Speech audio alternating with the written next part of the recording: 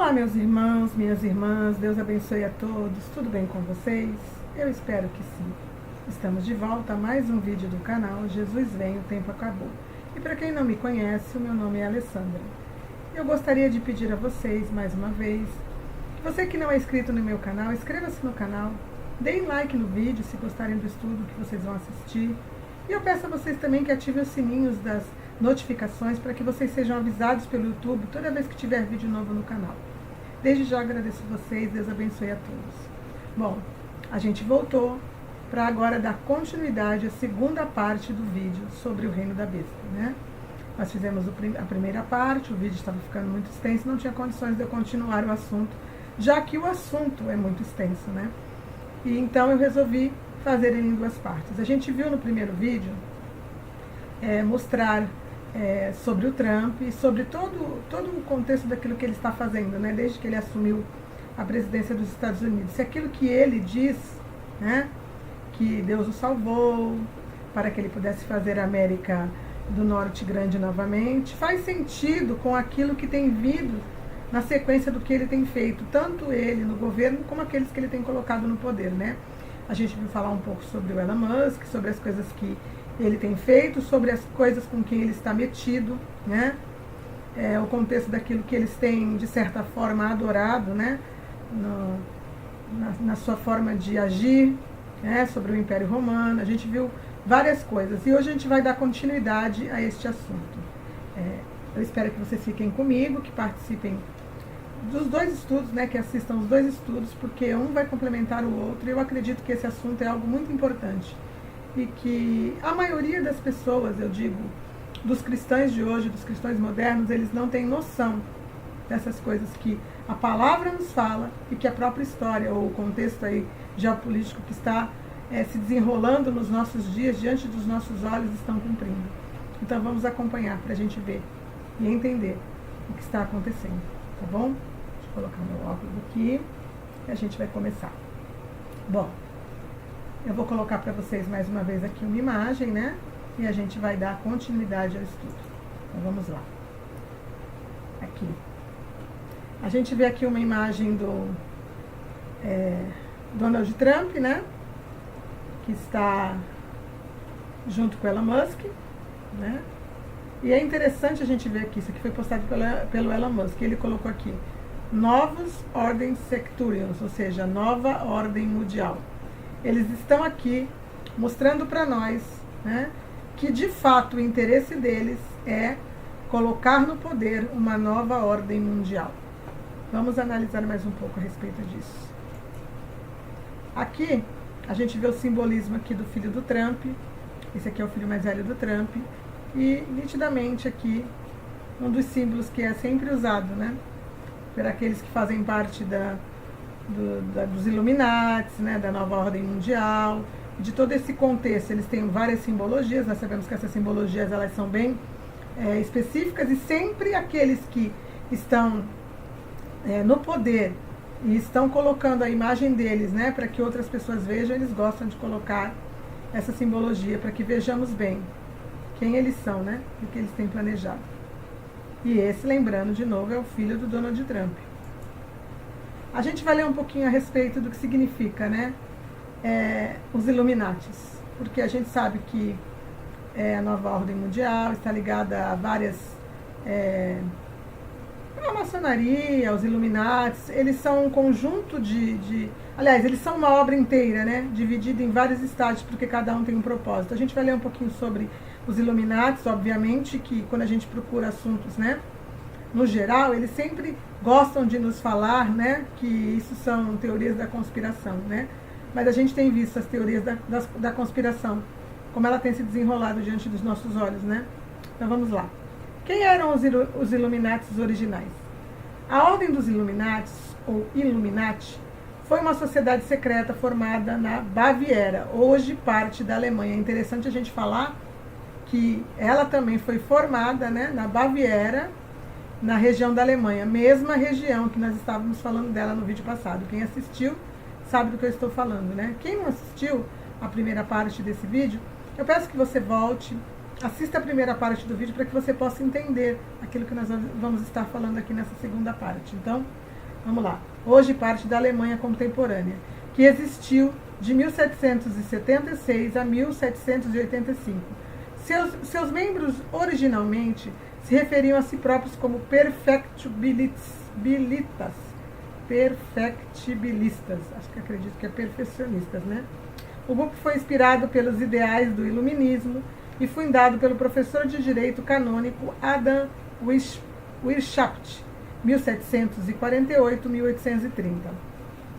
Ele queria promover a educação, de razão à filantropia e se pôr à superstição e à influência da religiosidade a influência religiosa na sociedade.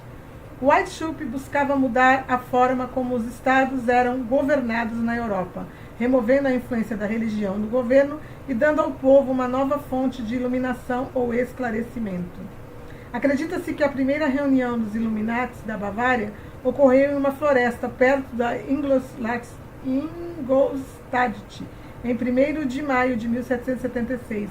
Lá, 5 homens estabeleceram as regras que orientariam a ordem secreta. Então, uma ordem secreta fundada na Baviera, na Alemanha, na região da Alemanha, né, no meio de uma floresta. É bem sugestivo isso, né? Vamos continuar. Bom, aqui a gente tem uma imagem que também rodou as redes sociais nos últimos dias, que foi o filho do Trump que postou, ó, Donald Trump Jr. Tá vendo aqui, ó? E é interessante essa postagem, né? Porque ele coloca a imagem do pai diante de um espelho e o que a gente tem aqui diante da imagem do pai, um bode, né? E nós bem sabemos, né? Pelo menos aqueles que estudam sobre as sociedades secretas, os Illuminatis, a nova ordem mundial e todo esse contexto, o que significa o bode, né? Sabemos que existe que é chamado de Baphomet, que é um bode, e o próprio culto ao bode, né, que eles colocam, que está ligado, sim, à adoração dessas ordens secretas e às ligações ocultas satânicas, né? Mas não é muito estranho que o filho colocasse uma postagem do pai com a imagem de um bode? Sugestivo também, né? Vamos continuar. Agora, a gente colocando essa imagem aqui, eu vou falar para vocês um pouquinho, já que nós estamos falando, né, das sociedades secretas, dos Illuminatis, né, da nova ordem mundial, eu vou colocar para vocês aqui as 13 famílias que supostamente, né, foram aquelas que unidas, né, fundaram todo esse propósito que tem levado o mundo a esse contexto, né, de nova ordem mundial. As 13 famílias que é conhecido que são as 13 famílias que dominam o mundo desde séculos atrás. Nós vamos falar um pouquinho de cada uma delas. E o que eu quero falar sobre elas é justamente aquilo, de onde elas vêm, né? E de que lugar elas vêm, e qual é o propósito delas, para a gente ver se tudo não está ligado. A gente vai falar um pouquinho. Então, tem aqui a primeira família, que é a família Van Duyn, né? Família Van Duyn, vamos continuar. Tem aqui a família real britânica. Nós sabemos que a família real britânica faz parte também desse contexto das 13 famílias que governam o mundo, né? Das 13 famílias secretas que governam o mundo. A gente vai falar sobre a família britânica. O israelismo britânico, também chamado de anglo-israelismo, é uma crença pseudo-histórica de que o povo da Grã-Bretanha é geneticamente, racialmente e linguisticamente descendentes diretos das 12 tribos perdidas do antigo Israel. Então existe um estudo dizendo que o povo da Grã-Bretanha, ou seja, a família real também, né, britânica, eles são descendentes das 10 tribos perdidas de Israel, ou seja, eles seriam também descendentes do povo de Israel. Vamos continuar. Com raízes no século XVI, o israelismo britânico foi inspirado por vários escritos ingleses do século XIX, como o Israelite Original, de John Wilson, de 1840. A partir da década de 1870, inúmeras organizações israelitas britânicas independentes foram criadas em todo o Império Britânico, bem como nos Estados Unidos, no início do século XXI. Várias dessas organizações ainda estavam ativas nos Estados Unidos, da ideia da origem do movimento da identidade cristã. Então, alguns estudiosos dizem que a família real britânica, ela tem também o seu pezinho, né, como herança genética do judaísmo. Vamos continuar. Aqui tem a família Bush, né? A família Bush, que a gente conhece muito bem, né, que foram, dessa família existiram 2 presidentes dos Estados Unidos, que foram presidentes dos Estados Unidos. A família Bush é de ascendência principalmente inglesa e alemã. Inglesa, a gente acabou de falar da família britânica, né? E alemã, mais uma vez um pezinho no outro estudo que a gente falou muito sobre a Alemanha, né? E sobre toda a sua ligação, até mesmo com o Império Romano, que está sendo justamente a proposta que o governo de Donald Trump, junto com Elon Musk, estão trazendo para nós. Pelo menos eles não falam diretamente, mas é o que eles demonstram, né? O ressurgimento do Império, o Império Romano ressurgido, né? Então vamos lá. A família Bush traça sua origem europeia até o século XVII, como Samuel Bush sendo seu primeiro ancestral nascido nos Estados Unidos e em 1647. De acordo com a Sociedade Colonial Sueca, a família Bush também tem ascendência sueca, remontando as 10 gerações a um fazendeiro sueco chamado Mans Andersson, que migrou de Gothenburg, na Nova Suécia, Dalarode. Então, mais uma ligação interessante aqui, mostrando que eles estão sempre ligados à Europa, né, e aos Estados Unidos. Vamos aqui, agora tem a família Kennedy, que inclusive tem um, né, dos integrantes dessa família que faz parte do governo do Trump agora, e um que foi o presidente dos Estados Unidos, que a gente sabe bem que foi assassinado, né? Família Kennedy. A família Kennedy, ou clã Kennedy, é uma proeminente família cujos membros atingiram importantes cargos na política e no governo dos Estados Unidos. Essa é bem conhecida.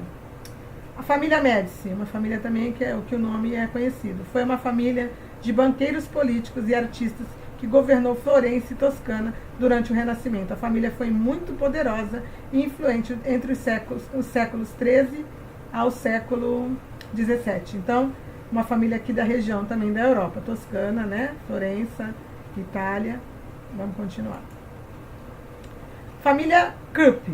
Aí tem aqui Fred Krupp Age, comumente conhecida como Krupp. É um antigo aglomerado industrial. Esse aqui é justamente o aglomerado industrial dessa família, que faz parte, né? Dessa família, de uma das 13 famílias, que é a família Krupp. E eles têm um aglomerado industrial multinacional alemão no setor siderúrgico, tendo se destacado na produção de aço, armas, munições e equipamentos. Então, uma família ligada, alemã, mais uma vez, ligada à siderúrgica e aí essa produção de aço, armas e munição. Vamos lá. A família DuPont é uma família americana de origem francesa, né, que teve grande influência na política do país nos séculos 19 e 20. Também uma família ligada ao povo da Europa. Família Warburg é uma proeminente família bancária alemã, mais uma vez Alemanha, e americana de ascendência judaica. Esses aqui são ligados aos judeus alemães. Originalmente judaica veneziana, conhecida por suas diversas realizações em bioquímica. Mais uma. Família Rockefeller, essa é bem conhecida, né? É uma família americana de banqueiros, políticos e industriais que se tornou uma das mais ricas e influentes do mundo. A sua fortuna foi construída no ramo do petróleo nos séculos 19 e 20. O que é interessante a gente observar é que todas elas estão sempre ligadas à indústria, aos banqueiros e à política. E aí, se a gente parar para analisar, gente, quem domina o mundo desde sempre? Se não são os banqueiros que lidam com o dinheiro, né? A política, que nós sabemos que é aquela que tem dominado o mundo de séculos em séculos, né? E essa coisa de indústrias, que normalmente eles vão para as indústrias, e as indústrias aí tem as indústrias farmacêuticas, as indústrias de tecnologia, as indústrias de construção de carros, as indústrias de textos, as indústrias no geral, que também são aquelas que fazem com que quem domine, né, essa área, esse nicho, domine o mundo. Então eles estão sempre ligados, vocês podem observar, a estes campos de domínio do mundo. Vamos lá. Os Rothschild, também muito bem conhecidos, uma família judia, de banqueiros europeus que se originaram em Frankfurt, na Alemanha. A família prosperou no final do século XIII. Eu acho interessante a gente observar como tem famílias nessas 13 famílias alemãs e judias alemãs, né? E se tornou uma das mais ricas e poderosas do mundo.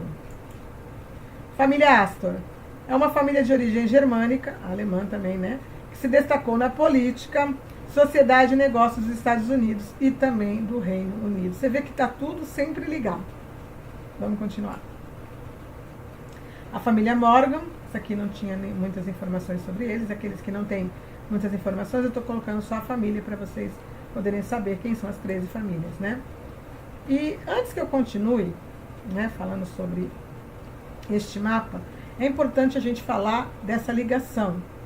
13 famílias que, obviamente, com o passar do tempo, né, elas vão se dividindo, né, no que diz respeito a muitas famílias, dessas famílias elas foram se misturando com outras e foram formando outros contextos de família, mas sempre ligadas a essas 13 famílias. E dessas 13 famílias a gente sabe que tem aquelas que normalmente o pessoal diz que são 5 dentro dessas 13, que são aquelas que realmente têm um poder maior, né, de domínio do mundo, que fazem com que este projeto de nova ordem mundial e dessas sociedades secretas, elas avancem no projeto de domínio do mundo. A gente tem observado isso.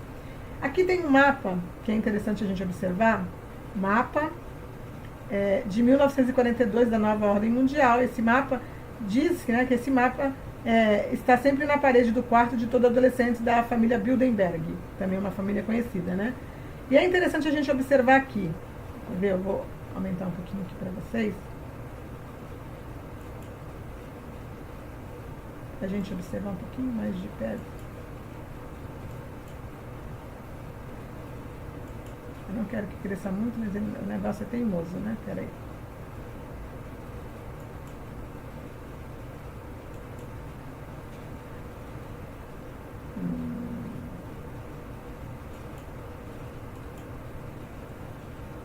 Só um minutinho, gente. Ah, não adianta, eu vou deixar do tamanho que estava mesmo, mas eu vou mostrar para vocês aqui, ó. Aqui é justamente a América do Norte e a América Central. Eu mostrei para vocês no vídeo passado também um mapa falando sobre a tecnocracia e justamente o desenho também deste modelo aqui, que não é um país, né? É um bloco, né, de países que seriam desfeitos, para formar só um bloco. Aqui está neste mapa de 1942, tá? A Groenlândia, na qual o Donald Trump está falando que quer que junte aos Estados Unidos, o próprio Canadá, aqui o México, né, chegando assim ao canal do Panamá, e a diferença do mapa que a gente vê é que o outro tinha um pouquinho aqui da América do Sul também. Mas normalmente o contexto é o mesmo, o contexto de que eles já têm um projeto já há muito tempo de dividir o mundo em blocos, né? Se a gente contar aqui também, são 10 blocos, como naquele outro que estava enumerado, que eu mostrei para vocês no outro vídeo. Peço de novo que aquele que não assistiu o vídeo que assista, né? Então tá, vamos lá. Aqui tem o mapa da Europa, mas a gente vai voltar para esse mapa depois. Da Europa, aí tem a Europa Central, a Europa... Aqui é a Europa num contexto geral, mas depois eu volto aqui. Eu quero entrar com vocês agora num assunto que é extremamente importante. A gente vai dar uma lidinha nesse texto aqui, e eu vou falar para vocês algumas coisas que a Bíblia fala a respeito disso, tá bom? Então vamos lá. A grande maioria dos sobreviventes judeus do mundo são descendentes de europeus, como eu estava falando para vocês das 13 famílias, né? Que existem judeus europeus da Alemanha ali, naquelas famílias, como tem só europeu naquelas famílias, né? Descendentes de europeus do leste, sendo assim principalmente de origem khazar. Se é assim, isso significa que seus antepassados não vieram do Jordão, mas de Volga, e não de Canaã, mas do Cáucaso, uma vez que acredita-se ser o berço da raça ariana, e que geneticamente estão mais estreitamente relacionados com as tribos de Unger e que Magyar, a descendência de Abraão, do que de Magyar, a descendência de Abraão, Isaac e de Jacó. O que esse texto está falando para nós? Está falando para nós que esses judeus da Europa, né, que são normalmente ali do leste europeu, no caso da Alemanha, depois eu vou lendo os textos para vocês, vou mostrar para vocês de que região normalmente, né, se fala que desses judeus são, que eles na realidade não são judeus da descendência das 12 tribos de Israel, mas sim judeus que não vieram do Jordão, né, mas vieram do Volga, não vieram do Canadá, mas vieram do Cáucaso. O que eles estão querendo nos dizer com isso? Eu vou continuar, porque antes de eu entrar na Bíblia, eu quero mostrar para vocês mais uma coisa. Vamos ver qual que é o próximo aqui. É justamente o que eu queria mesmo. Ó. Em 450, uma das tribos bárbaras de da Europa estava começando a mostrar sinais de inquietação. Essa tribo era chamada de Khazares, né? Dentro dos próximos 200 anos, os Khazares formariam a maior e mais poderoso reino do leste da Europa. Eles teriam poder supremo para cerca de 200 anos, ranking do poder com o califado muçulmano e do Império Bizantino. Seu reino de aproximadamente 1 milhão de quilômetros quadrados, fronteira com o mar de Aral ao leste e Kiev e as estepes da Ucrânia a oeste, da montanha do Cáucaso e do Mar Negro ao sul, de Ural e da montanha do norte. A gente leu agora há pouco na outra imagem que eu coloquei para vocês, falando que esses judeus não tinham vindo de Canaã, mas do Cáucaso, né? E aonde é o Cáucaso? A gente vai ver aqui agora. Eu vou abrir aqui para ver se fica melhor. Eu acredito que vai ficar. Ficou. E a gente vai...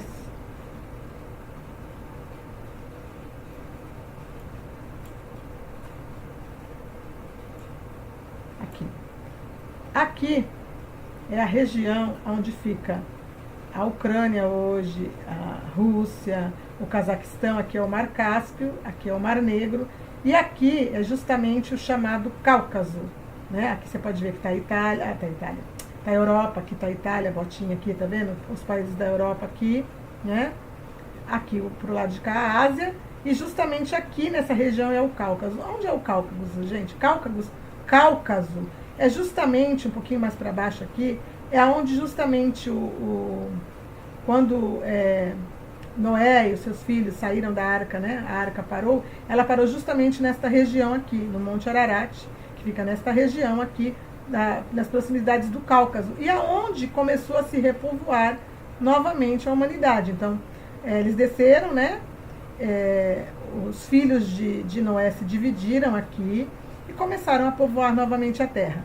Eu vou falar para vocês e vou explicando para vocês conforme a gente for lendo. Então, este reino Khazar, ele justamente estava situado nesta região aqui, ó. Tá vendo? Do Cáucaso. Aqui a gente tem um pedacinho da Rússia, aqui tem o Cazaquistão, como eu falei, aqui tem a Ucrânia, pode ver aqui Kiev. E aí vai se dividir nos países aqui. E os Khazares, eles ficavam justamente neste lugar. Ó. Vamos ler.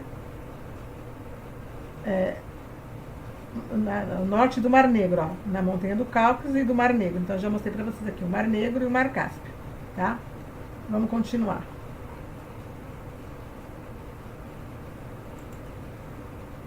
Vamos ler aqui agora. Já no século XX, o escritor Arthur Koestler, em seu livro A 13ª Tribo, vocês sabem que as tribos de Israel são 12, né? Este livro aqui é a 13ª Tribo, 1976, retomou a antiga teoria de que os judeus Askenazi seriam descendentes dos Khazares, que abandonaram suas terras fugindo. Eu mostrei para vocês onde eram as terras deles agora no mapa ali, né? Abandonaram suas terras fugindo da devastação perpetrada pelos mongóis, afinal refugiando-se na Europa Oriental. Tá? Por isso que eu deixei aquele mapa da Europa, que depois a gente vai voltar para ele. Principalmente os atuais territórios da Polônia, principalmente, né? Polônia, Hungria, Ucrânia, isto é, os territórios mais afetados pelo extermínio nazista.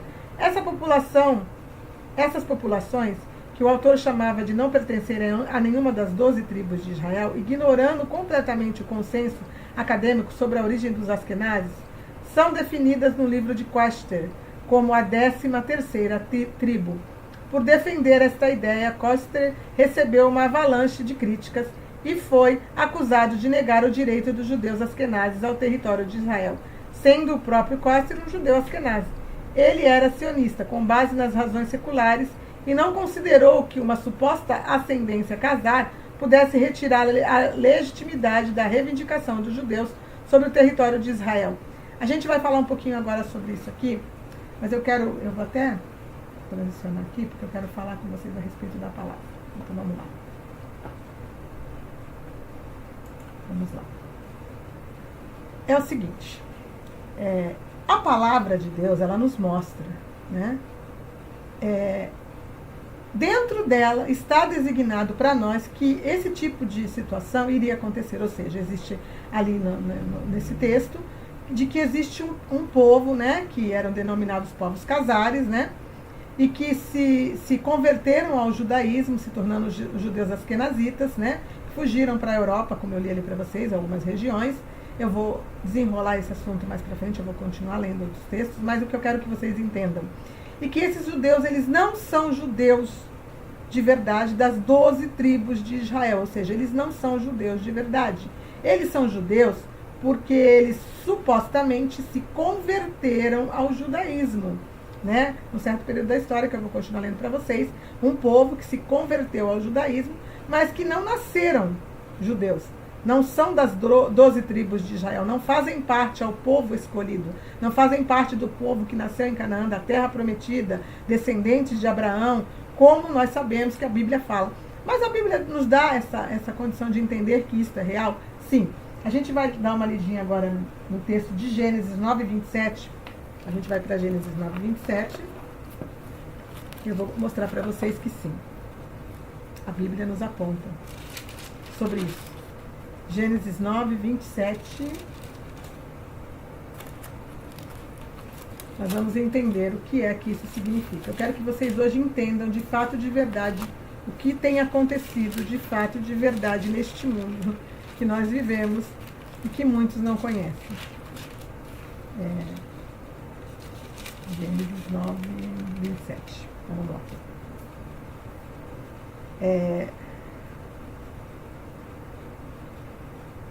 Noé, ele deu uma bênção, né, para os seus filhos. E é interessante a gente analisar, porque no outro vídeo, quando eu falei sobre a tribo de Dan, os 12 filhos de Jacó também foram abençoados por ele, ou seja, de forma profética ele abençoou os filhos. E a tribo de Dan recebeu aquela profecia que não era tão bênção assim, que eu falei sobre ela no vídeo passado. E agora a gente vai olhar justamente sobre Noé, que fez a mesma coisa com os filhos dele. E é interessante a gente ver aqui no versículo 27, o que está falando aqui, ó. Engrandeça Deus a Jafé. Jafé é Sem, Cã e Jafé, né? São os 3 filhos de Noé. A gente sabe que o Abraão, ele vem da descendência de Sem. Sem dos Sem, por esses que são chamados semitas, é que vieram, né, a descendência de Abraão. E Jafé é um dos filhos, mas não tem nada a ver, né, com a descendência de Sem. Então, engrandeça Deus a Jafé, e habite ele nas tendas de Sem, e Canaã lhe seja servo. Então, engrandeça Deus a Jafé, ou seja, Deus vai engrandecer a Jafé, e ele vai habitar nas tendas de Sem. Então, de forma profética, está dizendo para nós aqui que os filhos de Jafé, ou os descendentes de Jafé, de alguma forma habitariam as tendas de Sem, ou morariam nas regiões de Sem, ou, se nós viermos a entender como, né, como eu quero falar aqui para vocês, se colocariam como descendentes de Sem, habitariam as tendas de Sem, mas não seriam, não seriam descendentes de Sem, certo? Isso aqui é interessante a gente falar, que existe esse povo. E aonde a gente pode ver a palavra também nos mostrando que existem judeus que não seriam judeus. Vamos lá para Apocalipse, no capítulo 2. Apocalipse, no capítulo 2, e a gente vai entender tudo isso, né? Se faz sentido. Apocalipse 2:9. Aqui. Apocalipse 2:9. Conheço a tua tribulação e a tua pobreza, mas tu és rico. E a blasfêmia dos que a si mesmos se declaram judeus e não são, sendo antes a sinagoga de Satanás. Então a gente está vendo uma outra ligação aqui, de um povo que se chamou de judeu, mas que na realidade eles são ligados a Satanás, ou a Bíblia chama eles de sinagoga de Satanás. Eles se declaram judeus e não são, sendo antes a sinagoga de Satanás. Então a gente está vendo aqui que a descendência de Jafé veio habitar a tribo de Sem, mas com uma ligação satânica, o que nos faz entender sobre essa 13ª tribo, né, de judeus que supostamente vieram dos Casares, e eu vou ler para vocês, eu vou continuar lendo para vocês, mas a gente vai para Apocalipse 3:9, que também vai falar para nós a mesma coisa. 3:9 agora. Eis farei que alguns dos que são da sinagoga de Satanás desses que a si mesmos se declaram judeus e não são, mas mentem. Eis que os farei vir e prostrar-se aos teus pés e conhecer que eu te amei. Então a Bíblia nos afirma que sim, existiria um povo que tomaria, né, o lugar de judeus não sendo. Isso é importante a gente guardar. Eu vou continuar lendo para vocês aqui no texto, a gente vai voltar aqui pro texto, vou fazer aqui a transição de novo. Pronto, e a gente vai continuar lendo. Então vamos lá. Próximo aqui. Os judeus asquenazes da Alemanha são judeus que se estabeleceram na região da Renânia.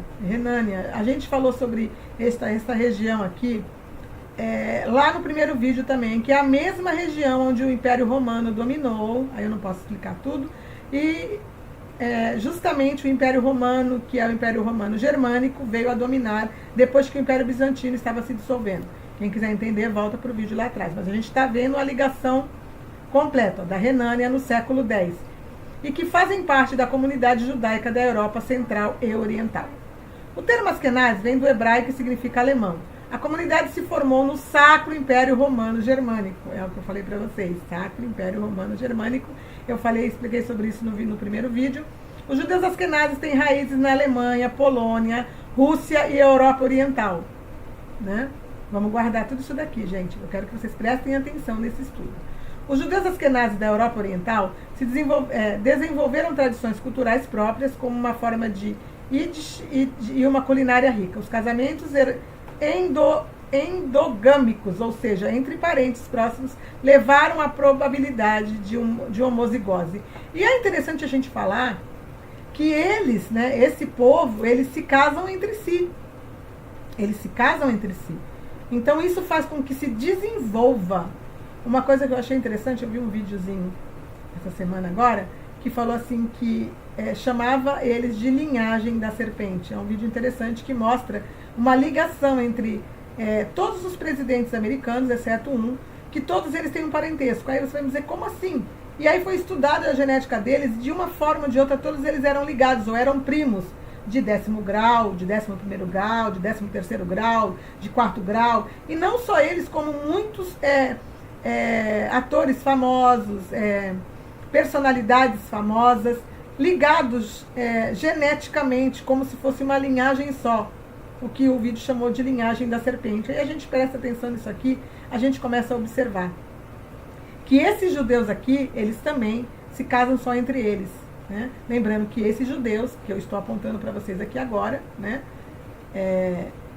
que eu estou mostrando para vocês, existe uma linhagem dentro deles, que não é uma linhagem que é descendente de Abraão e nem das 12 tribos de Israel. Eu posso falar que todo judeu askenazita não é da linhagem de Israel? Gente, eu não posso falar nada. Eu estou mostrando para vocês aqui que dentro do povo de Israel, ou das supostas 12 tribos de Israel, que são realmente os descendentes de Abraão, que herdaram a promessa de Canaã, como povo de Deus, como povo de Israel, como povo judeu, existe aqueles que entraram, mentiram, se declarando judeus, mas são de Satanás.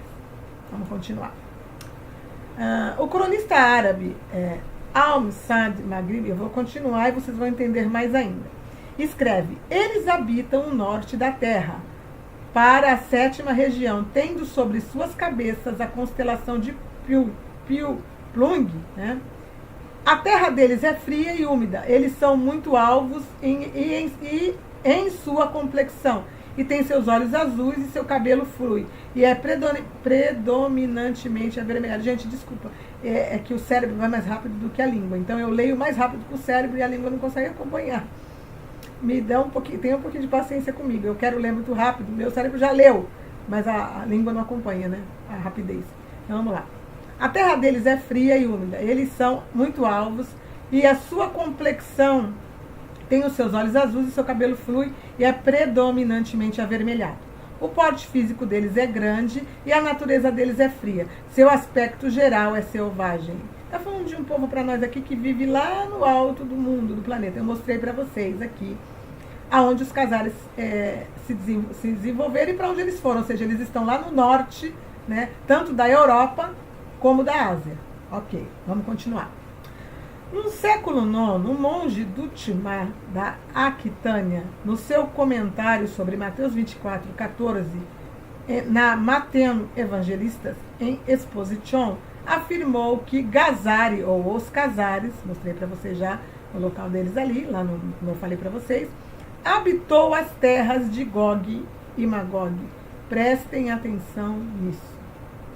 Lendas históricas abundam, algumas das quais a credibilidade de que, de acordo com o monge da Aquitânia acima citado, que se centraliza em torno de Alexandre o Grande, a sua tentativa de ajudar e quarentenar os Casares do resto do mundo civilizado, devido à sua natureza violenta e bárbara. Então, os Casares eram um povo extremamente violento e bárbaro.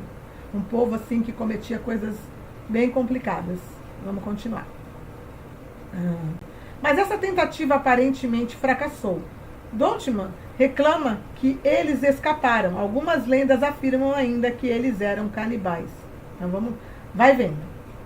Após a conversão dos reinos dos Casares para o judaísmo, o termo Red Jew, ou judeu vermelho, entrou em uso na superstição medieval dos alemães, que equacionaram seus cabelos e... Vamos pular, só um minutinho. E barbas vermelhas e a sua natureza violenta com o engano e a desonestidade. Também é bem documentado que eles cobravam pesados tributos e todos que passavam nas suas terras e ninguém ousava recusar. Eles eram um povo bárbaro, um povo em que os povos que estavam ao redor ou faziam aliança com eles, como o Império Romano fez. Eu fiz um vídeo falando sobre isso, que é o vídeo que é a espada de Satanás. Eu não lembro agora o nome todo do vídeo, mas todos os vídeos que falarem sobre o mesmo assunto, né, eu vou colocar aqui para vocês nos cards, né, vou colocar aqui para vocês terem aqui, tanto na descrição do vídeo como nos cards, né, para que vocês possam assistir, para que vocês venham entender, porque eu já falei de todos esses assuntos, eu tenho vídeos específicos falando sobre esse povo casar, eu tenho um vídeo sobre a sinagoga de Satanás, eu tenho um vídeo, a primeira live que eu fiz, aliás, a primeira não, eu não me lembro se foi a quarta ou quinta live que eu fiz no canal, lá em 2021, que eu falo da onde viria o anticristo, que é justamente, eu também falo sobre esses povos. Então, eu já falo sobre isso há muito tempo, eu tenho vários estudos falando sobre esse povo. Mas o que eu quero que vocês entendam agora é que aquilo que eu tenho falado, eu estou vendo agora se desenrolar de uma forma maior, se cumprindo. Cada vez que vai se desenrolando os acontecimentos, a gente vai vendo que tudo isso que eu tenho falado desde 2021 realmente tem vindo à tona e tem acontecido, tem se cumprido, as coisas estão se encaixando. Por isso, eu estou tocando de novo nesse assunto importante, porque o momento, ele necessita que toquemos, né? Mas eu já falei de tudo isso, eu tenho vários estudos e vou colocar os vídeos aqui, tá? Para que vocês venham assistir, quem tiver interesse de assistir. Além do primeiro vídeo deste daqui, que é a segunda parte, que eu falo para vocês que não assistiram, que por favor também assistam, tá bom? Então vamos lá.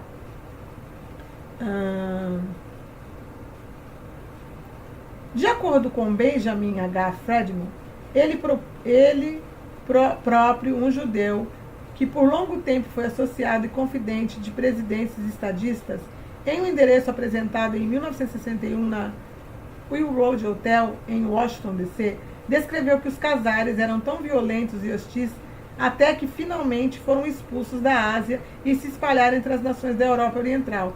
Heinrich von Neustadt, por volta de 1300, escreveu que eles eram aterrados, que eles eram o aterrador dos povos de Gog e Magog. Então está ligando para nós aqui, esse povo, a algo bíblico que eu já vou explicar para vocês. O território de Bulgares, também conhecido pelas suas lendárias ferocidade em batalha, foi conquistado pelos Casares em 642 d.C. Uma parte deles fugiu para a região oeste do Danúbio, os Balcãs, e formaram o que é agora a moderna Bulgária. Mesmo nos tempos modernos, recorda a história muçulmana, os Casares rusgam e aterrorizam as pessoas que habitam em suas terras. Atualmente, eles se referem ao Mar Cáspio, os Mar do Casar, como o Mar Casar, né, como está escrito ali. Então, vamos continuar. Bom, aqui vai entrar em outro assunto, então eu vou até tirar e vou voltar aqui para vocês. Eu faço questão de continuar explicando para vocês o que eu quero dizer aqui. Então, vamos lá. Pra vocês olharem mais de pertinho para mim. Então, a gente está vendo aqui que um povo Khazar, que habitava a região do Cáucaso, que justamente ficava já para o lado da Ásia ali, mas entre a Ásia e a Europa, quase na divisa, né? Era um povo bárbaro, um povo que tinha práticas hostis, um povo que era alto, um povo que tinha olhos claros, um povo que era grande. E que eu já, em meus estudos, já falei que esse povo, eles eram povos justamente da linhagem de Satanás, ou híbridos. A Bíblia nos fala, né, em Apocalipse, em Gênesis 6, sobre os gigantes, os filhos dos anjos caídos com as mulheres, que eram gigantes. E, obviamente, gente, que eu vou até voltar, eu li lá no primeiro vídeo, mas eu vou voltar aqui também e vou ler de novo para vocês. Vamos lá para Gênesis 6. Eu gosto de ler, para que a pessoa venha dizer que eu estou inventando, né, moda. Eu não invento moda, eu gosto de atestar, por isso que meus vídeos são longos. Então, aqui é Gênesis 6. Gênesis 6:4. Ora, naquele tempo haviam gigantes sobre a terra, né? Gigantes, eles eram de quê? Deixa eu ver aqui. Eu vou ler 6:1 para a gente poder constatar aqui porque tinham gigantes sobre a terra. Como se foram multiplicando os homens na terra, eles nasceram filhas. Vendo os filhos de Deus. Quem eram os filhos de Deus aqui? Os anjos caídos, né? Que as filhas dos homens eram formosas, tomaram para si mulheres, as que entre todas mais lhe agradaram, certo? Aí vai aqui. Ora, naquele tempo haviam gigantes sobre a terra, que eram justamente os filhos das mulheres com os filhos de Deus, né? E havia um gigante sobre a terra. Vamos ver se aqui, nesse aqui. Não, vou continuar lendo, no 4 mesmo. Ora, naquele tempo havia um gigante sobre a terra. E também depois. Então, no tempo de Noé, aqui em Gênesis 6, quando Noé foi construir a arca, existiam gigantes sobre a terra. Por isso Deus mandou o dilúvio. Mas depois também. Então quer dizer que eles não acabaram. Ou seja, os anjos caídos não pararam de coabitar com mulheres. Porque se haviam gigantes antes e depois também, então significa que eles continuaram. Aqueles primeiros foram amaldiçoados por Deus e trancafiados. Isso, inclusive fala em Judas, né? Que eles foram trancafiados.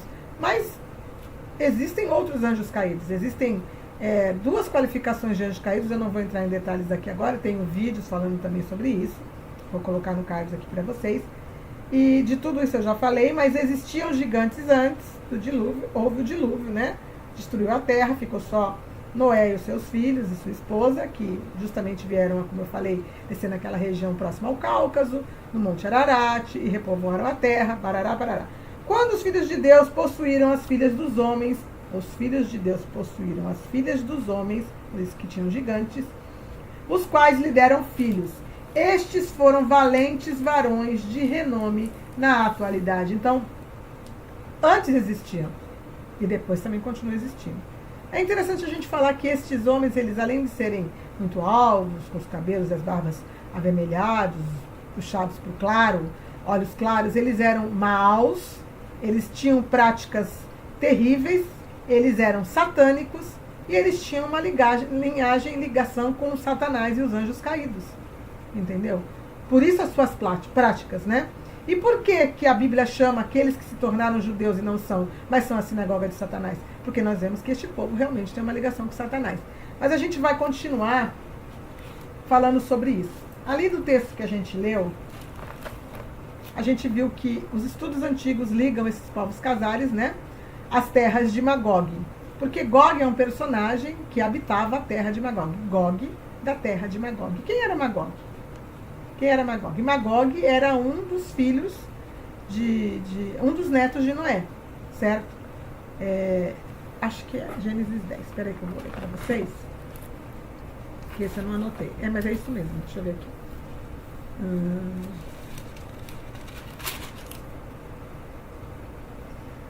Gênesis 10. São esses a geração dos filhos de Noé, Sem, Cã e Jafé. Então a gente já sabe que Sem é da onde vem a geração de Abraão, e das 12 tribos de Israel, e Jafé são justamente aqueles que habitaram e que dão a descendência dos povos do norte do mundo, ali da Ásia e da Europa mesmo, da parte norte, que é os povos de Jafé.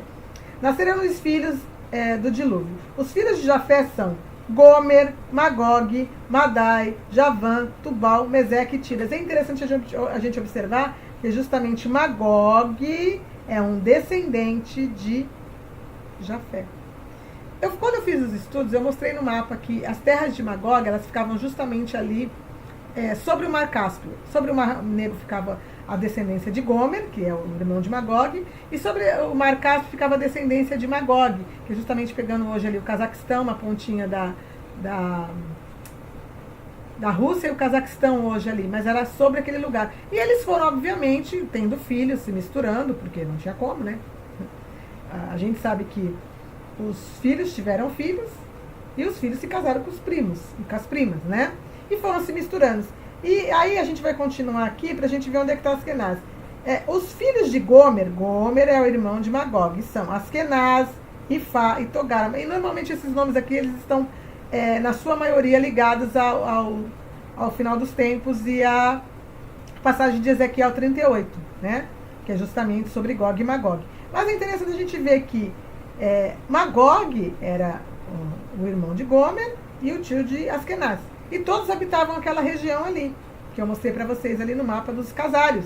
Era ali que eles habitavam, certo? Inclusive a região dos Askenazes, quando a gente vai vendo a descendência ali se multiplicando, fica justamente ali onde a casária, depois de séculos, né, se colocou. Né? Séculos ou milênios, né? Porque houve o dilúvio e começaram a repovoar a terra de novo. Mas é interessante eu mostrar isso para vocês. Aí a gente vai lá para Ezequiel, vai falar um pouquinho do povo de Magog. E por que este povo de Magog está sendo citado aqui? Existem algumas colocações que são equivocadas, né? Quando se fala dos povos de Gog e Magog. Deixa eu ver aqui. Tá. Vamos lá para Ezequiel 38. Eu vou explicar tudo para vocês. Não sobre tudo isso eu já falei em muitos vídeos, agora eu estou fazendo uma junção, né? E colocando, obviamente, algumas coisas novas, mas eu já falei sobre tudo isso. Então, a gente vai ver aqui. Profecia contra Gog. Então, vê a minha palavra do Senhor dizendo: Filho do homem, volve o rosto contra Gog. Gog é uma pessoa, um personagem, da terra de Magog. Então está dizendo para nós que Gog, ele é descendente desta terra de Magog. Ele não precisa morar na terra de Magog hoje. Ele é descendente deste lugar. Ele vem na descendência da terra de Magog. Vamos continuar. Príncipe de Ros, Meseque e Tubal profetiza contra ele. A gente não vai ler tudo aqui, ó. Aqui tem Meseque, tem Tubal, aí tem a maioria ali dos personagens daqui de Ezequiel são justamente os filhos lá e os netos de Jafé. Tem de outro, como é que fala?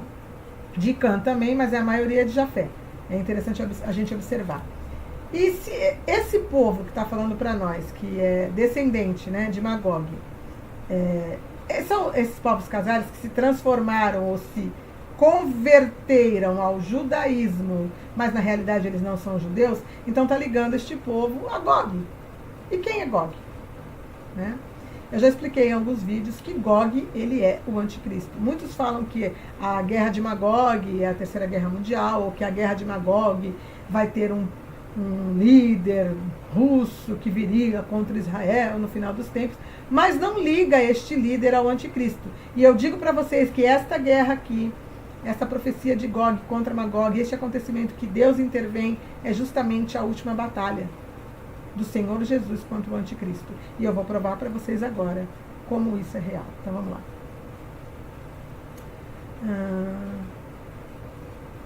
Deixa eu ver de onde eu vou ler para vocês poderem entender. Eu vou ler do 8. Depois de muitos dias, será visitado. No fim dos anos, virá a terra que se recuperou da espada.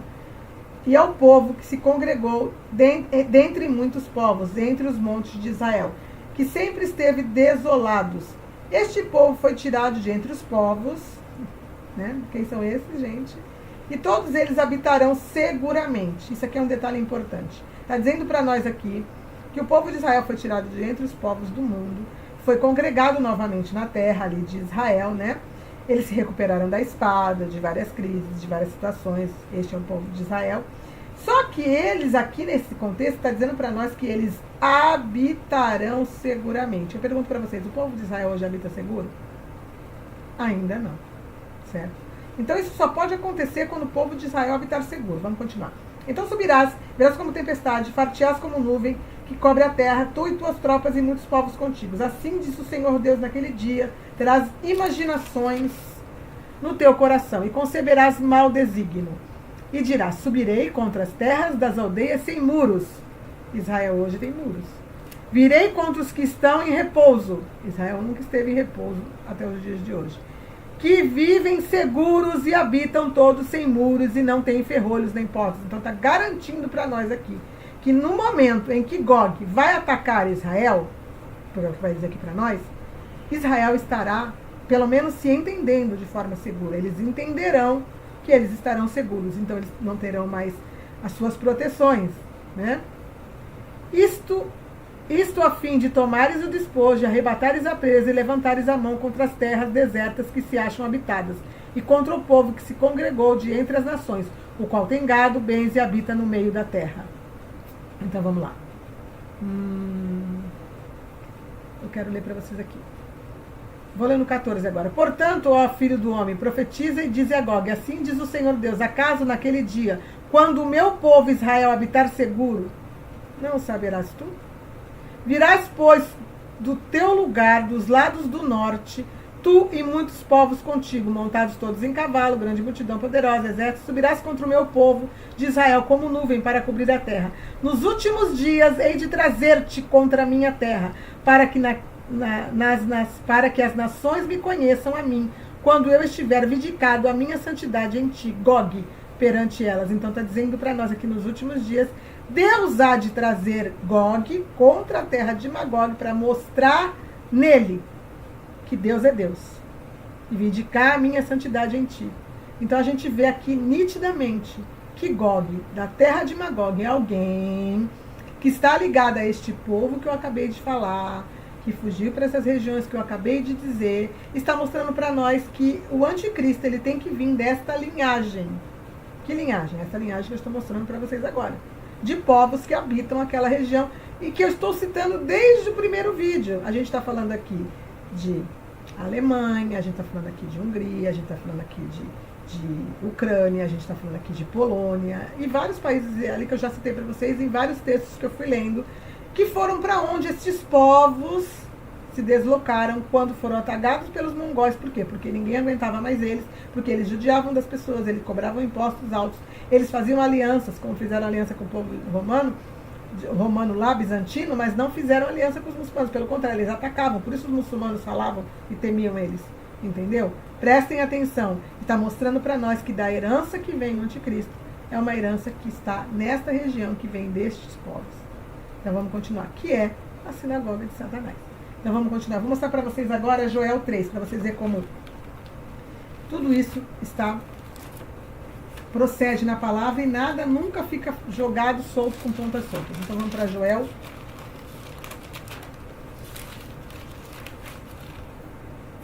Joel 3. Aqui. Joel 3, 2. Só para vocês verem, Joel 3, 2. Congregarei todas as nações e as farei descer ao vale de Josafá. Então Deus levou eles para Israel e aqui está falando para nós que ele vai congregá-los no vale de Josafá. Onde fica o vale de Josafá? Fica justamente nos portões da cidade de Jerusalém. Ele fica entre o monte das Oliveiras e o portão na lateral de Jerusalém ali. Entrarei em juízo contra eles por causa do meu povo e da minha herança, Israel, a quem eles espalharam por entre os povos, repartindo a minha terra entre si. Então vai ter um ataque, eles vão repartir a terra entre eles e vão de novo espalhar os povos de Deus. Lançando sorte sobre o meu povo, e deram meninos por meretrizes, e venderam meninas por vinho que beberam. Que tenho vós contigo, Tiro e Sidom, e todas as regiões da Filístia. Então, que tendes vós comigo, Tiro e Sidom e todas as regiões da Filístia. Isso aqui eu vou deixar para falar depois. Isso aqui também tem um grande apontamento no cumprimento dos últimos dias que eu vou falar para vocês. Eu tenho vídeos falando sobre Tiro. Mais de um vídeo falando sobre Tiro. É o estudo que eu fiz mostrando que a cidade onde o anticristo vai fazer as tendas palacianas dele, do lado do norte, da onde ele vem para atacar Israel, é a cidade de Tiro. Mas isso é um estudo muito grande, eu vou colocar aqui também, meu Deus, hoje vai ficar muito vídeo nesse card, porque eu já falei sobre tudo isso, eu tenho um estudo sobre tudo isso, mas isso aqui está agora realmente em andamentos para se cumprir. Antes eu me perguntava o que tinha que ver Tiro, por que o anticristo iria para Tiro, por que seria aquela região onde ele colocaria as tendas palacianas dele, para que pudesse depois quando tivesse tudo parecendo seguro, atacar Israel. Mas agora já está se desenrolando de formas a apontar para nós o porquê. Bom, eu acho interessante, eu vou continuar lendo para vocês aqui. Eu vou voltar para o estudo. Vamos lá. Esse aqui, a gente sabe muito bem quem é, Jared Kushner, né? Jared Kushner, parabéns ao presidente Trump, estou entusiasmado com as incríveis oportunidades que estão vindo para a América do mundo. Então, Trump, Kushner e a filha do Kushner, a esposa do Trump. A filha do Trump, esposa do Kushner, desculpa, gente. Então, esse aqui, ele é um personagem que ele é bem cotado, né? Para ser o anticristo. Vamos ver se também pode ser que ele seja? Importante dizer, tem pessoas que estão achando que o Trump é o anticristo. Eu falei disso no primeiro vídeo. Mas se nós analisarmos o contexto de que são os 10 chifres, ou seja, aqueles que vão reinar sobre 10 blocos, né? Sobre o mundo está sendo dividido em 10 blocos. Os Estados Unidos está sendo o número 1 e o Trump está fazendo isso. Então, serão os chifres que vão dominar esses 10 blocos, que vão entregar o poder para o anticristo. Então, primeiro vem os chifres. E o anticristo, ele é citado para nós como um pequeno chifre que se levanta no meio dos 10. Se ele se levanta no meio dos 10, os 10 já tem que estar em evidência. Se eles têm que estar em evidência, o Trump, que está fazendo com que pareça já a primeira divisão, que é o primeiro bloco, ele teria que ser o quê? Não o anticristo, mas um chifre. Até porque ele também não é um chifre pequeno. Porque a Bíblia compara este chifre a um chifre pequeno. E o Trump, gente, ele já foi, é a segunda vez que ele é o presidente da maior nação da Terra. Então ele não tem nada de chifre pequeno. Mas vamos continuar. Esse aqui, ele é um candidato. Vamos ver se faz sentido. Se ele poderia ser. Se ele vem daquela região ali, né? Daquela mistura daqueles povos. Eu não estou dizendo que todo mundo que vem daquela região, gente, é misturado com esses povos. Porque eles fugiram para lá e já tinha pessoas lá, né? Mas eles se misturaram no meio dos povos. Por quê? Porque eles estão misturados, né? No meio da terra. E eu vou mostrar para vocês isso. Então vamos lá.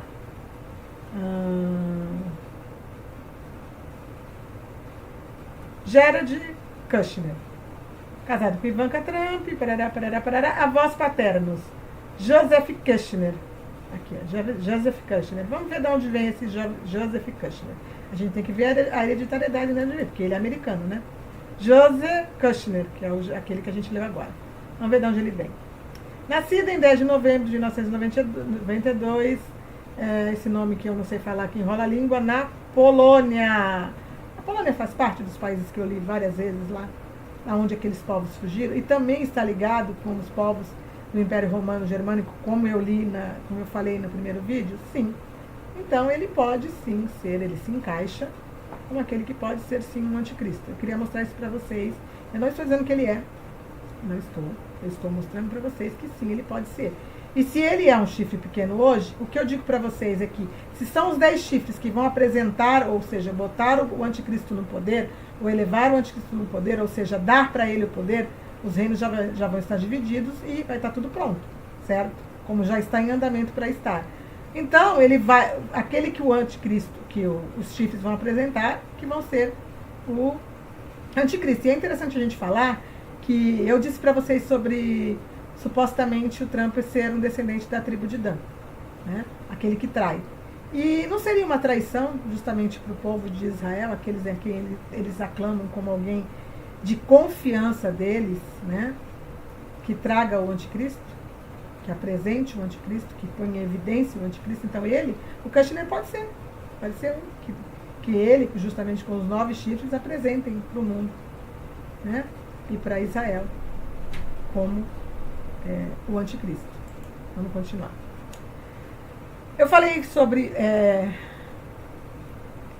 os romanos, né, e os gregos. Aqui está falando sobre os judeus grego-romanos. Os judeus que vieram da Grécia, do Império Romano, do Oriente, também conhecido como Império Bizantino. Eles eram descendentes da primeira comunidade judaica grega estabelecida durante o Império Helenístico. Então, esses judeus aqui também estão ligados justamente do Império Bizantino ao Império que também se dividiu para o Império Romano. Eu não quero falar muito sobre esses judeus, porque eu tenho tanta coisa para falar. Isso aqui já é uma coisa que a gente pode deixar um pouquinho de lado. Deixa eu voltar aqui para vocês. A gente vai continuar já já o estudo, tá, gente? Mas o que eu quero que vocês entendam? Eu estou ligando para vocês todos os pontos aqui. Todos os pontos de acontecimento. Quem pode ser o anticristo, quem provavelmente é um dos chifres que já está começando a dividir o mundo em blocos, como já está projetado já desde muito tempo atrás, de séculos atrás. Que todo o projeto do reino do anticristo agora ele realmente está tomando forma. E os seus personagens que vão participar disso parece que estão se encaixando no seu devido lugar. Eu estou falando tudo isso, peço que vocês analisem, que vocês julguem, né? Quando a gente fala sobre a paz e a segurança, é interessante a gente falar sobre isso, e eu vou ler para vocês aqui. Muitos acham que está falando do mundo. Obviamente que o mundo vai participar disso. Mas eu não li para vocês agora em Ezequiel 38 que Israel vai estar em segurança, habitando seguro, sem tranca, sem ferrolhos nas portas, tarará, tarará. A gente vai dar uma lidinha agora em 1 Tessalonicenses 5:1. E eu vou mostrar para vocês como tudo isso faz sentido. Existirá um acordo e Israel vai achar que vai estar habitando seguro, certo? E depois, no meio dos 3 anos e meio, eles quebram esse acordo e o anticristo realmente vai tomar o poder nesses últimos 3 anos e meio. É ele quem vai invadir Israel, quebrando o acordo que eles vão ter e vai causar tudo aquilo que a gente já sabe que a Bíblia fala que vai causar. Eu não tenho como falar de tudo, eu estou fazendo um resumo. A gente vai para 1 Tessalonicenses e eu vou falar para vocês aqui o que eu estou querendo falar. Então, 1 Tessalonicenses 5.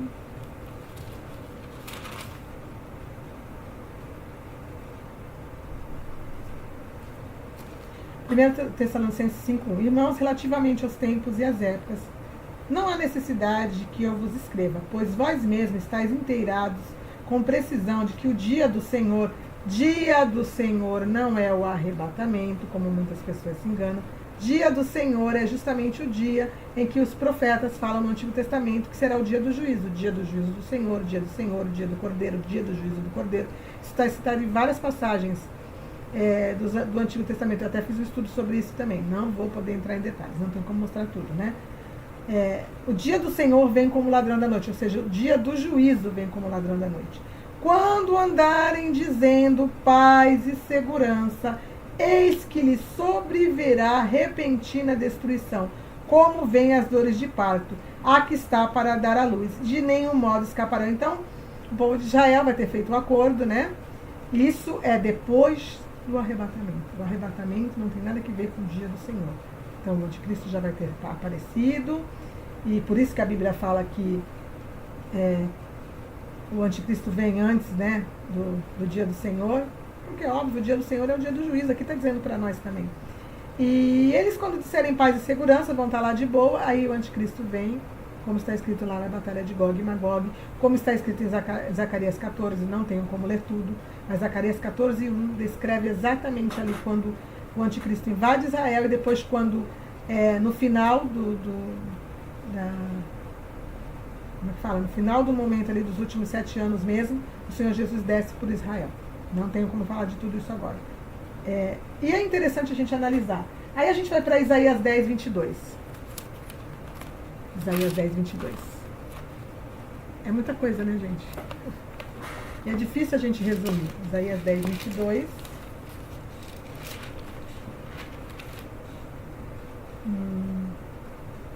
Vamos para Jeremias primeiro, depois eu leio Isaías. Jeremias 30. Eu prefiro ler Jeremias primeiro. Jeremias 34. 34 ao 7. Então vamos lá.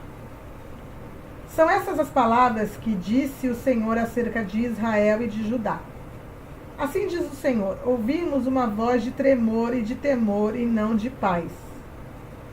Perguntai, pois, e vede, se acaso um homem tem dores de parto.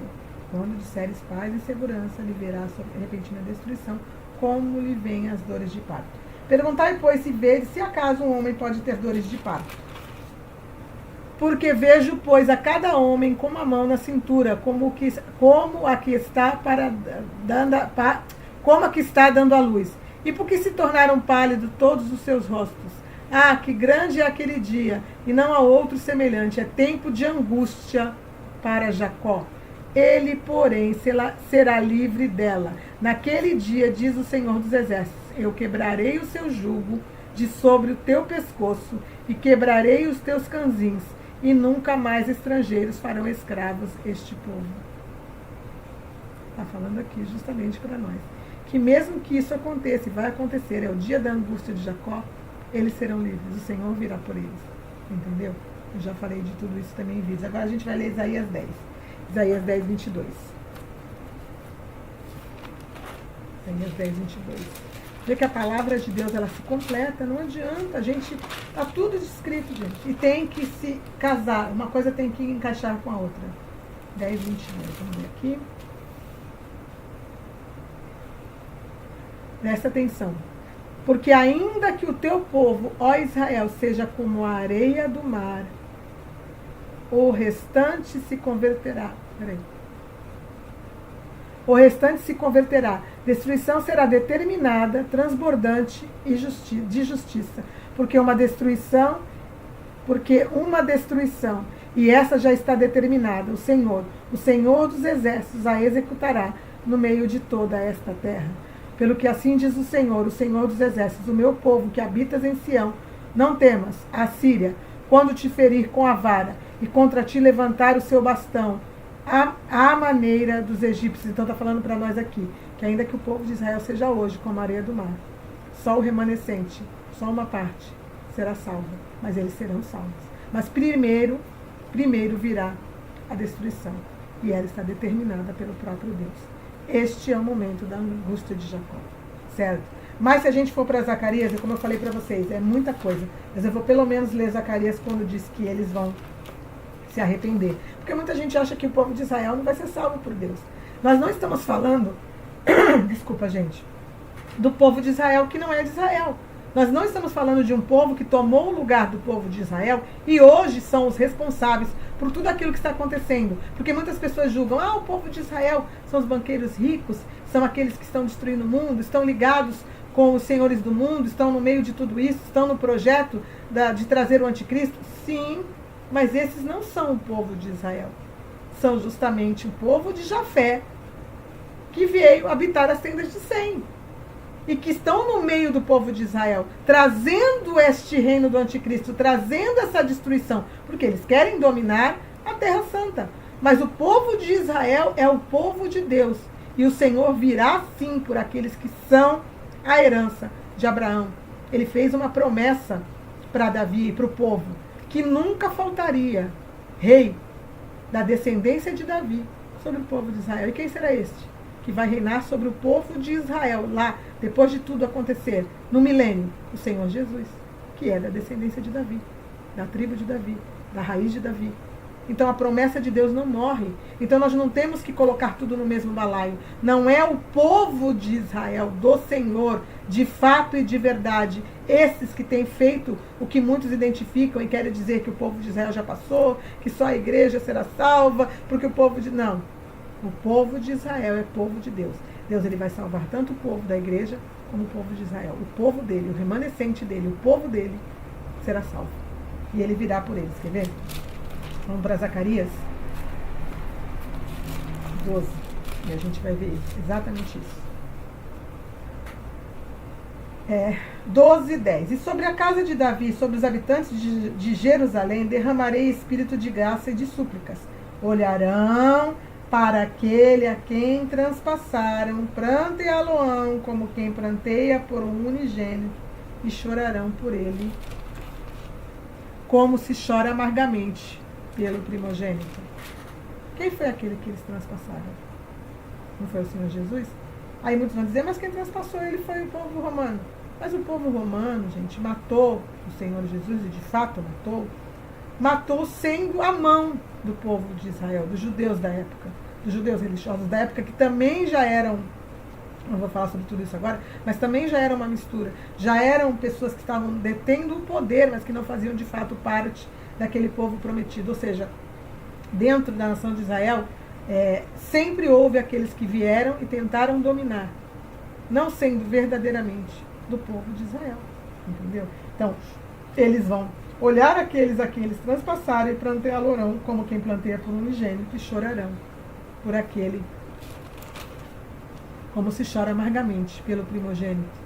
Então, a Bíblia é bem clara. Eu tenho vários estudos e várias passagens que eu poderia falar sobre isso, mas a hora passa igual um rojão, gente, e o vídeo fica gigante, por quê? Para me mostrar para vocês tudo aquilo que a Bíblia fala que é real, certo? Eu vou continuar mostrando para vocês aqui, eu tenho mais um bocado de coisa para mostrar para vocês.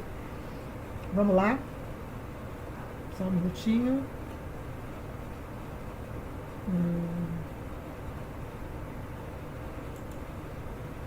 Aqui.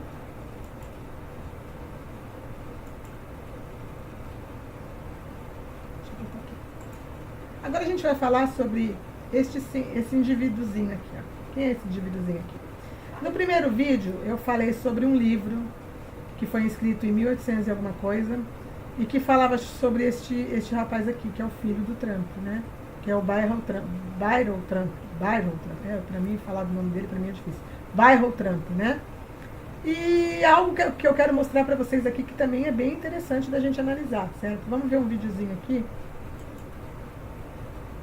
Barron Trump, o gênio de 18 anos que deixou a esquerda desesperada. Esqueça tudo o que você sabe sobre política tradicional, enquanto todos os holofotes estavam... Eu quero colocar grande, só um minutinho, gente.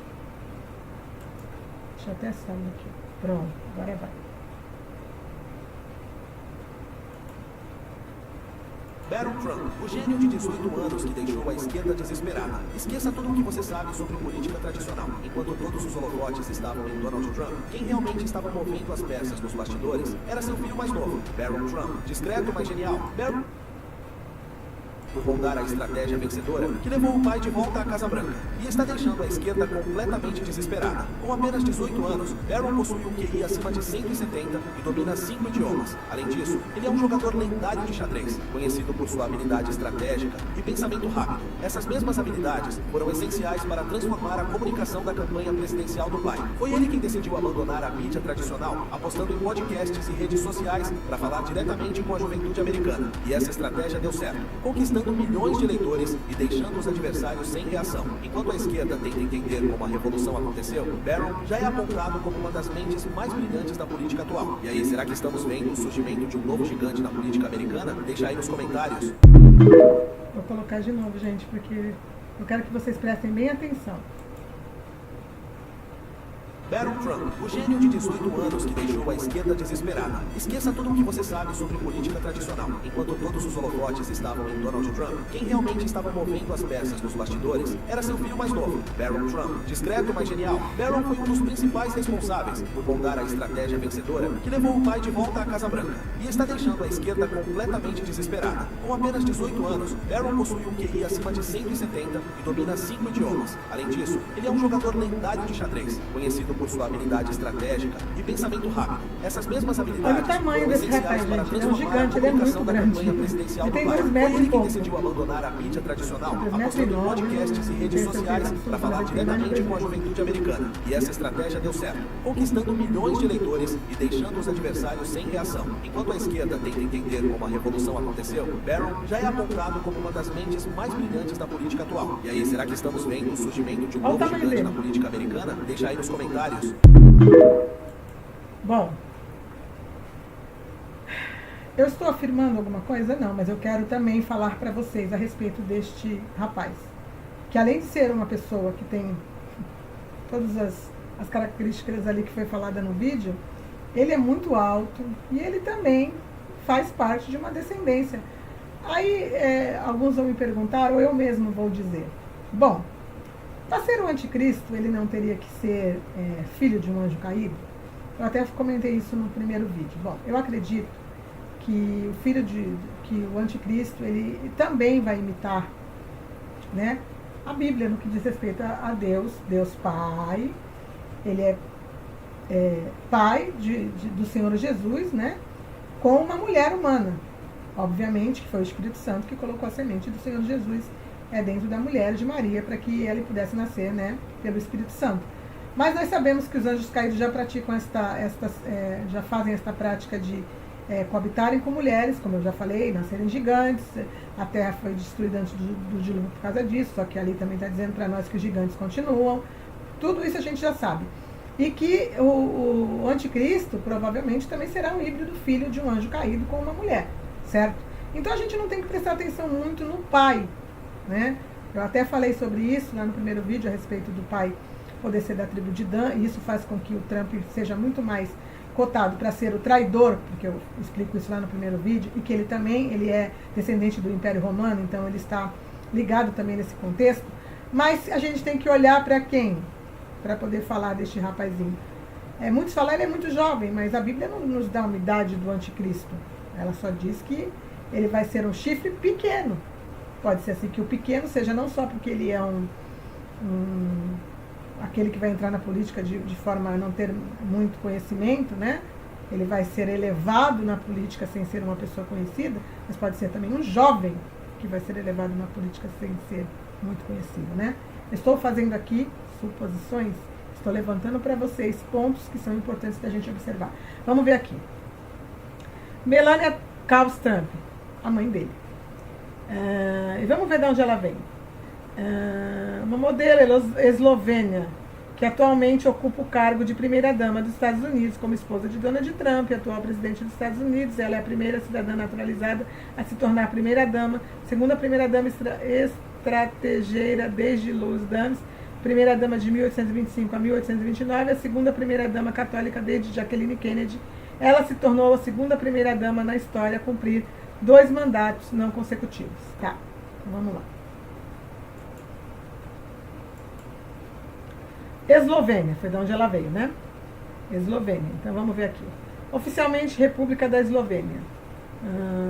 É um pequeno país da Europa Central, limitado ao norte pela Áustria, ao leste pela Hungria, a leste ao sul pelo Mar da Croácia. Você vê que a Hungria, ela é um país citado lá naqueles que eu falei para vocês do povo que fugiu para lá.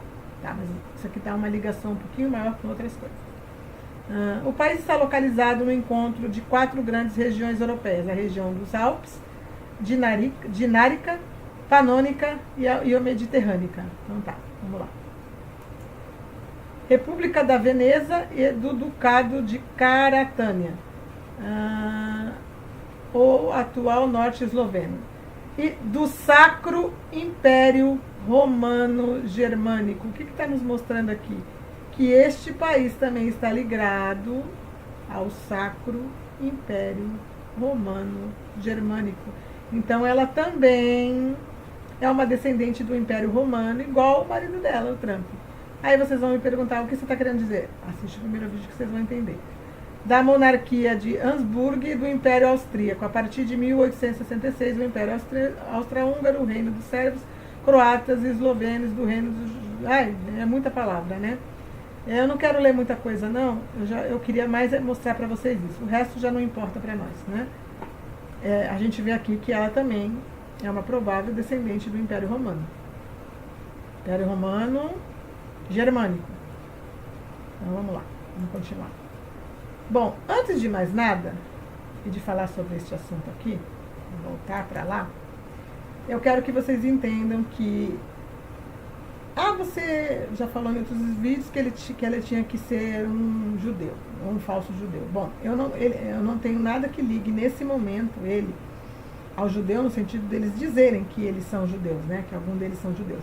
Mas eles vieram da mesma região onde os judeus casarianos fugiram, os casários fugiram, onde o Império Romano se estabeleceu, onde aquilo que eu falei no primeiro vídeo. Então, eu não me assustaria se daqui a um tempo viessem a dizer para nós que ele tem alguma ascendência judaica, né? E quando ele fosse dito pelo pai dele que poderia ser alguém ali para comandar o mundo, né? Ser elevado ao poder, o povo de Israel aceitasse. Só que seria justamente uma traição, né? Porque nós sabemos que para o povo de Israel isso será a sua destruição. Total? Não, vai ter o remanescente que Deus vai salvar, mas vai ser a sua destruição, como a Bíblia nos fala. Agora a gente vai para um outro assunto que é muito importante também e que também nos liga aos últimos acontecimentos. Isso aqui está sendo dito, né? Que a região de Gaza vai ser uma parte da América. O Trump está querendo tirar o restante dos palestinos aqui da região de Gaza, né? No litoral aqui, e fazer com que a América, comprando, construa aqui um lugar que seja paradisíaco, né? E não seja mais o lugar onde tenha terrorismo, né? Hamas não possa mais estar aqui, mas o povo palestino tem que ser relocado daqui para outros lugares. E o povo de Israel, obviamente, está apoiando, porque para eles isso aqui é muito útil. Mas vamos analisar um contexto total. A gente vai analisar aqui mais uma imagem, que também mostra a mesma coisa, olha lá. Estados Unidos tomando aqui Gaza, a Nova América, né? Está sendo muito falado. Trump entrou no governo dia 20, gente, já aconteceu tanta coisa em menos de um mês, que é até difícil da gente falar sobre tudo. É muita coisa cumprindo profecias. Vamos lá. Vamos ler um pouquinho sobre Canaã, antiga região e civilização de língua semítica no Oriente Próximo. Então vamos lá, Canaã. A antiga denominação de região corresponde à área atual de Israel, incluindo as colinas de Golã, os territórios palestinos, Cisjordânia e faixa de Gaza, da parte da Jordânia, uma faixa da margem oriental do Rio Jordão, o Líbano e da parte do litoral sul da Síria. Então aqui isso fala em Números 34, 1 a 15 e Deuteronômio 3, 8. Então nós sabemos que Canaã é justamente a terra prometida que o Senhor deu a Abraão e a sua descendência. Então a terra de Abraão e da sua descendência, a terra de Canaã, ela não é simplesmente aquela faixa onde Israel está hoje, mas ela está justamente aqui nos dizendo aonde é o território que seria o território todinho, onde que Deus deu para eles, né? Está aqui, ó.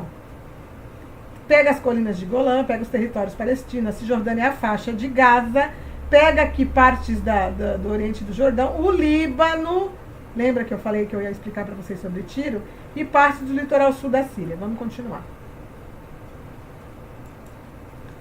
Partindo da interpretação geográfica, como apresentada em Números 34, onde se diz que a terra de Canaã é a herança dada por Deus aos hebreus, a maior parte da terra prometida coincide com o atual território de Israel e com o território governado pela autoridade palestina, a faixa de Gaza, Belém e Samaria, compreende também pequenos traços do sul do Líbano, que é o sul do Líbano, da Síria e da Jordânia.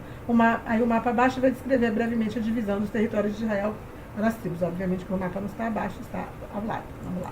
Aqui, ó. Aqui é a divisão das tribos. Só que aqui já está a divisão das tribos, da terra, sem alguns lugares, inclusive aqui, ó, onde os filisteus já estavam habitando, a região de Gaza. A região de Gaza foi habitada por quem, gente, na história bíblica? Pelos filisteus. Eles invadiram este lugar e tomaram este lugar. Depois que Abraão saiu da terra, e quando voltou, a Felícia já estava aqui, os filisteus já estavam aqui. Então a parte de Gaza também faz parte da terra prometida. A parte de Gaza, a parte aqui onde Asher está, é justamente o Líbano, gente. A parte sul do Líbano também faz parte da terra prometida. A parte do sul da Síria e vários lugares, como eu li para vocês. Então aqui as tribos estão divididas na terra onde é a terra prometida, que a palavra de Deus diz que o Senhor deu. Vamos ver mais uma imagem aqui. Aqui também mostra para nós de uma forma interessante. Ó. A terra prometida. É o termo utilizado na Bíblia hebraica para descrever a terra dada por Deus aos israelitas, descendentes e patriarcas de Abraão, de Isaac e de Jacó. Promessa feita primeiro a Abraão, renovada a Isaac e por fim a Jacó. Em termos de extensão territorial, seria do rio Nilo, porque Deus ele deu uma extensão muito grande, né? Que vai desde o rio Nilo aqui embaixo até o rio Eufrates, a região do Mar Morto, a região de Querine, que é hoje correspondente aos atuais territórios do Estado de Israel, Palestina, Jordânia, sul da Síria e sul do Líbano. Então a gente vê que está faltando terra prometida, né? Para o povo de Israel. Mas será que o povo de Israel, e justamente aqueles que estão no poder, e a gente sabe que quem está no poder dos governos do mundo hoje são aqueles que estão de uma forma ou de outra ligadas aos senhores do mundo e ao projeto de trazer o anticristo para o poder. Aí você vai perguntar para mim, mas o povo de Israel também? É só a gente analisar, gente. Vamos analisar. Quando Hamas entrou dentro de Israel naquele dia 7 de outubro de 2023, vocês acham que eles entraram lá assim à toa? Vocês acham que realmente não permitiram que eles entrassem lá? Nós sabemos como que a terra de Israel é guardada, como eles sempre tiveram de olho. Existem muros, existem portões, existem cercas, existem armas, existem soldados em toda a divisa do território de Israel, até na parte do mar. Como eles entraram naquele dia? Se tudo isso não é um projeto que está levando aos acontecimentos que nós estamos vendo agora, porque se não tivesse tido guerra com Hamas, se não tivesse acontecido o que aconteceu, se o Hezbollah não se metesse, se tudo não tivesse acontecido como tem acontecido, Israel não tivesse ido lá, destruído Gaza, destruído o sul do Líbano, porque nós sabemos que o sul do Líbano também está destruído, a própria Síria, que são regiões da onde? Da Terra Prometida, certo? Se tudo isso não estivesse acontecendo, como que hoje Israel poderia estar falando em tomar, aliás, os Estados Unidos estaria podendo falar em tomar Gaza e toda essa região e Israel apoiando? Vamos pensar se tudo isso não é um projeto. É uma coisa a se pensar. E volto a dizer, não estou falando do povo de Israel, de Deus não, estou falando daqueles que detêm o poder. Se nós vemos que judeus estão alocados em todos os governos, em todos os lugares, que são descendentes de um povo que é chamado pela Bíblia e por Deus da sinagoga de Satanás, será que aqueles que estão também no poder de Israel, que têm ligações também com esses senhores do mundo, também nós teremos ligados nisso, banqueiros riquíssimos judeus, que alimentam este sistema, né, de nova ordem mundial, de todo esse projeto, alimentado por banqueiros ricos e por toda essa ligação, é algo a gente analisar. Eu vou mostrar para vocês mais uma imagem aqui. Olha aqui. Grande Israel. Não é isso aqui que eles querem chegar? Isso aqui não inclui todo o território realmente da promessa de Deus. Aí vai pegar Jordânia, vai pegar Síria, vai pegar Líbano, vai pegar Gaza, vai pegar parte do Egito. Esse aqui não seria o projeto justamente para que Israel seja esta Israel, mas seja esta Israel para que o governo do anticristo, depois de todo um propósito, de toda uma aliança, de todo um acordo de paz, venha tomar para ele como uma traição? Eu acho que é algo a se pensar, né? Vamos para o próximo aqui. Eu acho interessante a gente falar também sobre mais um ponto do Trump aqui, que ele disse lá no primeiro vídeo, eu citei, que ele foi salvo por Deus para fazer a América grande. E eu falei, que Deus seria esse, né? Aí ele colocou no governo, né, como é que é? Uma pauta lá sobre a fé. Esqueci o nome agora, gente. Ele colocou esqueci o nome, gente. Mas ele colocou no poder essa mulher aqui, dentro do governo dele, para uma cadeira, né, sobre fé, que eu esqueci o nome da palavra agora, mas não tem problema. Essa Paula Witt é uma pentecostal aloprada, conselheira espiritual de Donald Trump. Então essa pastora aqui sempre foi conselheira de Donald Trump, mas aqui o texto chama ela de aloprada, né? Que uma vez ela disse, dizer não ao Trump é o mesmo que dizer não a Deus. Isso aqui é uma blasfêmia, gente. Isso aqui é uma blasfêmia. E eu fico me perguntando, o que nós estamos vendo acontecer? Né? O que realmente está por trás de tudo isso? O que está acontecendo de fato, de verdade? Eu procurei aqui mostrar para vocês, em resumo, todas as coisas que estão acontecendo. Quem está no poder e todos os projetos, como eles se encaixam com os projetos bíblicos. E agora eu vou deixar vocês pensando. Isso é algo para vocês analisarem. Se nós estamos vivendo nos últimos dias, se já está se formando mesmo os blocos, nos quais os chifres ou os reis que vão dar o poder para o anticristo vão estar sobre o poder para que eles possam dividir. Então está muito próximo de acontecer tudo que a Bíblia diz que vai acontecer, que é o arrebatamento e o início dos últimos 7 anos da angústia de Jacó, com o acordo do anticristo. Eu acredito que quando o acordo do anticristo vier e está próximo, todo este projeto já vai estar pronto. Tudo já está pronto. E tudo já está se desenrolando para que justamente aquela faixa que eu mostrei para vocês, que toma parte não só de Gaza, mas também do sul do Líbano, que fazia parte da Terra Prometida outrora, inclusive era a região onde Asher, né, uma das 12 tribos ficava, dos filhos de Israel, e que eu me perguntei, né, sobre por que Tiro, por que o anticristo colocaria as tendas palacianas dele em Tiro, né? Eu tenho um vídeo falando sobre Tiro, ser a Magog espiritual, e ele vai vir de lá para atacar Israel. Por que seria ali? Porque está ligado. E se eles estão tomando Gaza, obviamente daqui a pouco eles vão também pegar o litoral, o sul do Líbano, que é justamente onde está Tiro e Sidom. E aí a gente lembra da passagem, eu vou até voltar lá, Joel, acho que Joel Acho não, é Joel 3, né? É interessante. Joel 3.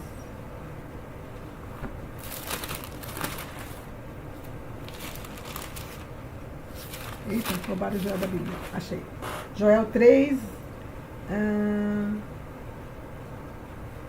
3:4. Joel 3:4. Que tendes vós comigo, Tiro e Sidom, e todas as regiões da Filístia? É isso, vingança que quereis contra mim? Se assim me quereis vingar, farei sem demora cair sobre a vossa cabeça a vossa vingança. E é interessante a gente dizer também que quando a gente vai para Ezequiel, eu vou ler também essa parte só para a gente terminar o vídeo, gente, só para fechar, para vocês entenderem.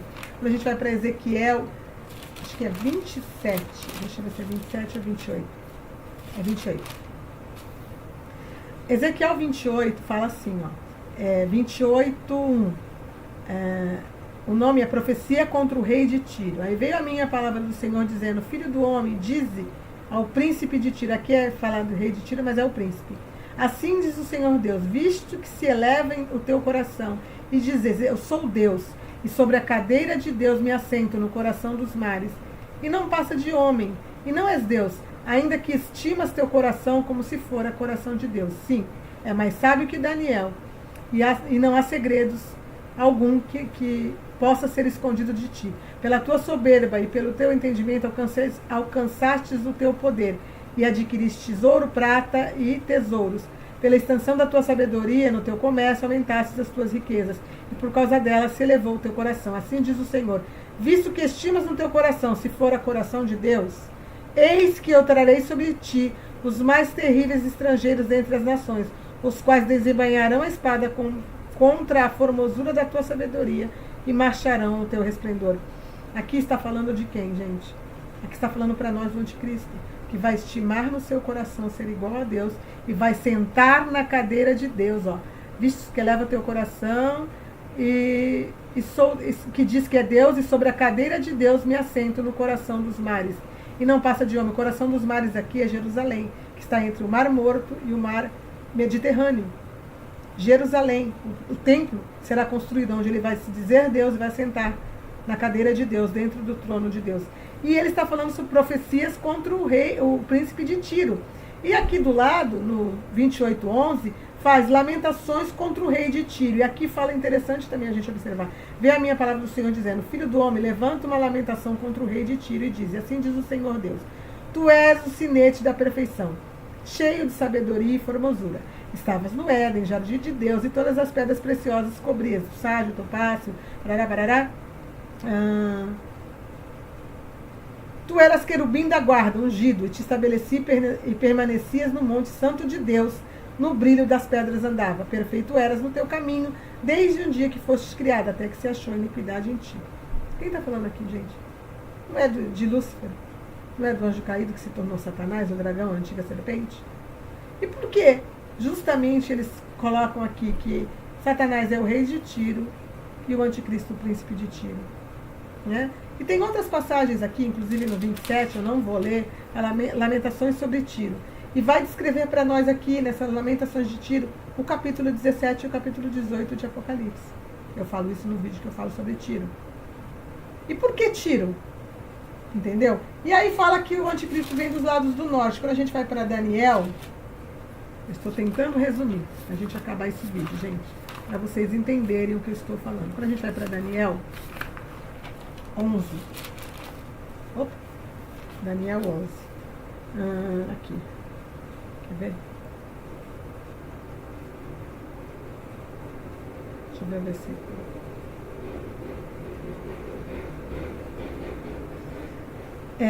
Daniel 11:45.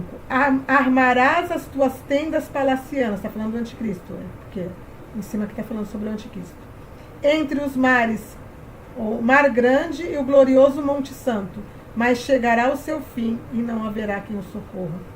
Então está falando que ele vai vir lá do Mar Grande até o Monte Santo, ele vai armar as tendas palacianas dele. E as tendas palacianas dele serão armadas justamente em Tiro, que é dos lados do norte, da onde ele virá, quando ele for atacar a cidade de Jerusalém e o povo de Israel. Eu espero que vocês tenham entendido tudo aquilo que eu trouxe para vocês hoje. Eu apontei para vocês algumas coisas que estão se cumprindo e os pontos bíblicos que falam sobre isso. Eu agradeço que vocês ficaram comigo até aqui, até agora, né? Fiquem com Deus. E até a próxima.